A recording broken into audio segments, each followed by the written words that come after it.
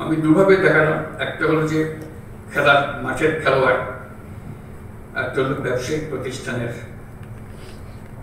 Field অফিসারদের তাদের বক্তব্য।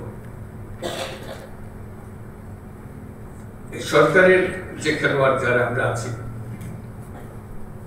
তাদের এই ভূমিকা ওই দুই গোষ্ঠীর মধ্যে কোনোটার মতো হতে হবে, যে আমরা কি করছি, কি করার দরকার, কোথায় আমরা আটকে যাচ্ছি, সেগুলো নিয়ে আলোচনা হবে। নিশ্চয়ই আজকে উদ্বোধনী অনুষ্ঠানে হয়তো হচ্ছে না, অন্য সময় হবে।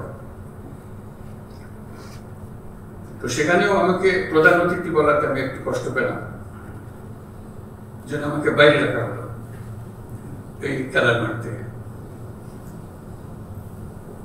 হওয়া উচিত ছিল তো আমার খেলার ক্যাপ্টেন, কিন্তু আমার করলে অতিথি।